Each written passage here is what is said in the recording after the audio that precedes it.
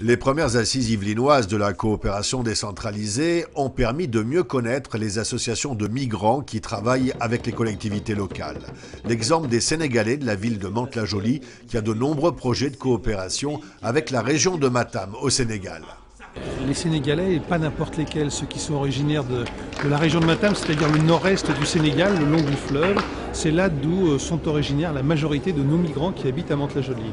Et la logique a voulu, en ce qui nous concerne, faire que si nous devions nous inscrire en coopération, il fallait que ça ait du sens également pour nos habitants en lien avec leurs familles, avec leurs amis, avec finalement leur village, leur région. Dans ce cadre-là, il était important, au-delà des dispositifs qui sont engagés avec le Conseil général des Yvelines, que la ville elle-même engage avec la région de Matam, et bien que nous puissions accompagner nos associations dans les projets qu'elles veulent porter pour les villes, les villages qui sont de leur région.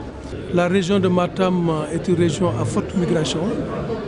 On a des associations un peu éparpillées en Europe, aux États-Unis, en Italie et en Espagne. Dans le cas présent, c'est des associations au niveau des Yvelines. Et dans notre feuille de route en tant que région, on a initié une concertation approfondie avec les associations de développement qui représentent des bailleurs de fonds pour les populations locales.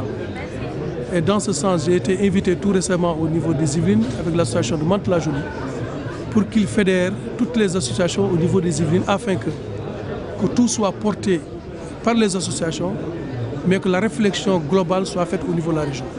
Et pour une meilleure efficacité, les associations mantaises ont préféré se fédérer. Il existe une trentaine d'associations à Mantes-la-Jolie. Actuellement, dans la fédération, il y a au moins 18 associations qui sont agrégées, qui ont rejoint la fédération. Et notre vocation, c'est d'aller au-delà de Mantes-la-Jolie. Il faut fédérer, mutualiser les moyens, agréger les talents, agréger les moyens, agréger les initiatives et avoir une banque de données, une banque de projets, de manière à ce qu'on puisse sélectionner les projets les plus prioritaires les uns par rapport aux autres. Reste ensuite à trouver les financements. On a un retour d'expérience assez intéressant, c'est-à-dire qu'aujourd'hui, les associations de migrants qui sont sur les territoires, qu'est-ce qu'elles font? Elles viennent nous voir, elles nous disent voilà, nous, on a une collectivité qui est prête à nous aider, simplement on n'a pas assez d'argent pour porter le projet. Est-ce que vous, État français, vous êtes prêts à nous aider? La réponse, si le projet est bon, c'est oui. Ce qui nous intéresse, c'est d'avoir la collectivité dans la boucle. Les Yvelines consacrent 1 euro par an et par habitant, soit 1 400 000 € environ pour l'aide aux pays du Sud.